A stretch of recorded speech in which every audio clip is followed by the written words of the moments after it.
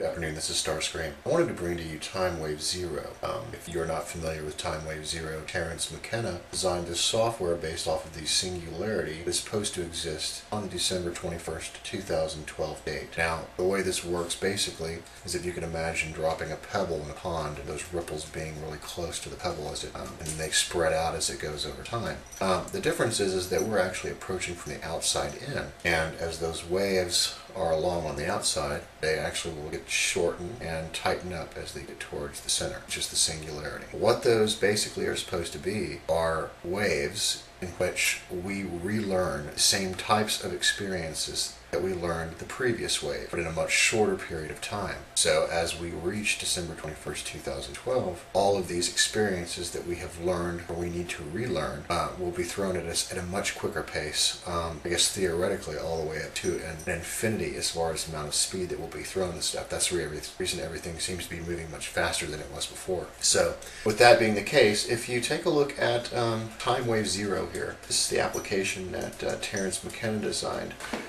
Just to kind of explain to you what you're looking at, there are peaks and valleys that you see in this chart here. The chart that it starts out with a chart from January 1st, 2006 to December 21st, 2012. I think the January 21st, 2006 date was probably chosen arbitrarily. However, that's kind of the way this application opens up. What do these peaks and valleys mean, basically, is they are build-ups and then releases, or they're turning points. So, for example, the experience we just, or the earthquake we just experienced with Japan, if we look for that, we would actually find that there is a turning point, which after this earthquake happened, you'll start seeing that build up as it moved to Japan, and then as soon as the earthquake happened, shortly after that, you'll see it drop. So just to show you what I'm talking about, let me show you the next slide. If you will notice, in this chart, I have changed the begin date to March 1st, 2011, and I chose an end date of November 31st, 2011, just because we are all aware that there are some big things that may be coming down the road that end somewhere close to, I believe, somewhere close to the 1st of November. So with that being said, after updating the chart, this is what you see.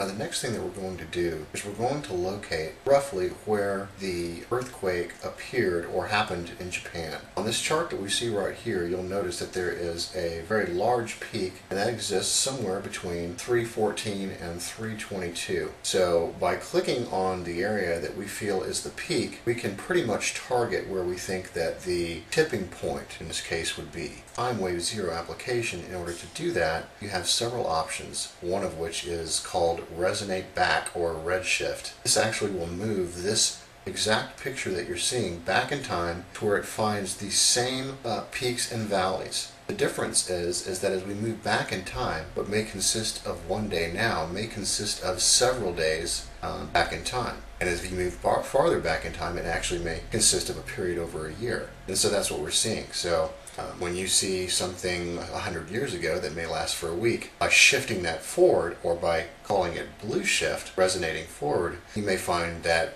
the same period will last only about a day, or sometimes it could last even an hour, and as we approach 2012, may only last a minute. So this is how we find out what may have occurred in history, how to find similar things that may be occurring or about to occur right now. So you can almost use this application to predict the future in some ways, assuming that it works the way that it's supposed to. So that's what this experiment is about. So what we're going to do is we're going to plug in, we're going to do a resonate shift backwards, and we're going to see what we find. Okay, what you've noticed here is I've just performed a resonate backwards or red shift. What you see on the screen as far as the peaks and valleys are exactly the same as what you saw before. The difference is that the time period has changed. So instead of it being from March 1st the same year until 2011, same year, we now have a span of 1897 to 1945, which is when the same period occurred in the past, which is a longer wave. So looking at this longer wave in the past, we're now going to find the same tipping point in which we noticed the earthquake occurred in Japan. So this on this chart seems to be somewhere close to 1900. So by clicking on the peak or the turning point where we think this is, we will get a date, and it will provide us a date to go look for something in history that may be occurring occurring or has occurred, and it may be occurring in the future or near future. So let's do that next.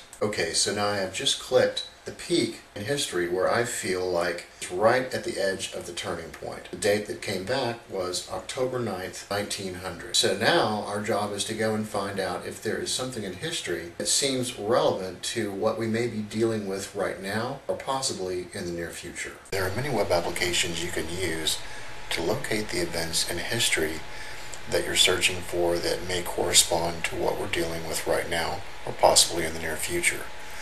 Right now I'm using Brainy History. I'm going to locate October 9th, 1900 to see what's located there. So scroll down to 1900, open that up, and then we're going to find October 9, and if we're lucky, something will have occurred on that day. Okay. Alright, as you can see, on October 9th there was an 8.3 earthquake that shook up Alaska.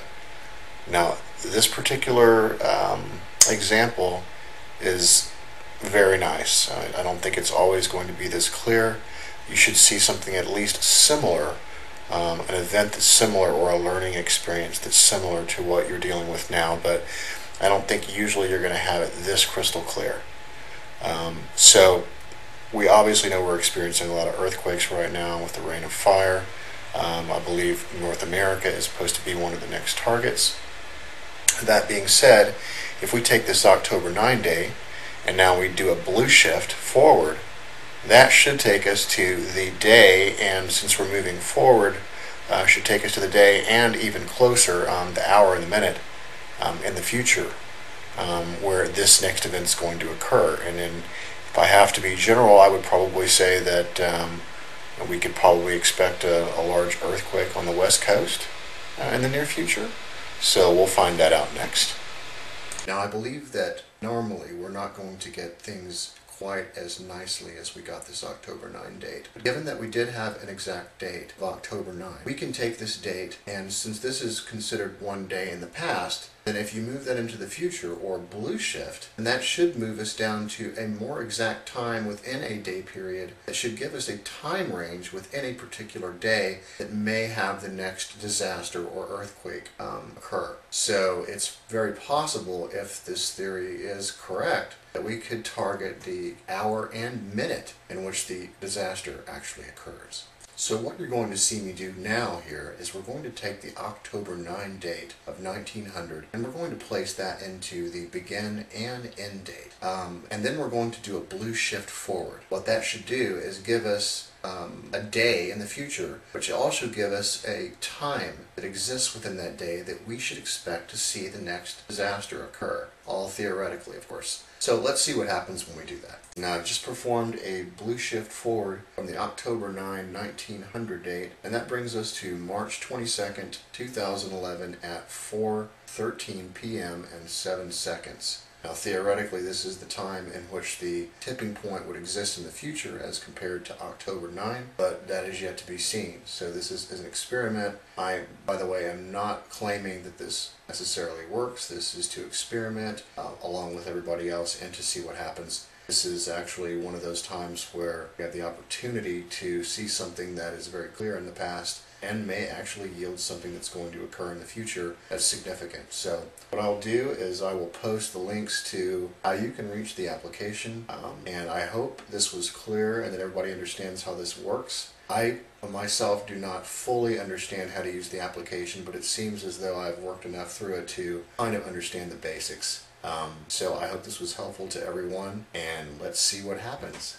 March 22nd is the target date possibly, and it looks like it may be the afternoon. And according to the past, since that earthquake was in Alaska, I'm guessing that just to be in a little bit more of a general sense, we could probably expect something on the West Coast or maybe the northern West Coast. I don't know. Let's see what happens. But anyway, thank you for your time. Talk to you soon.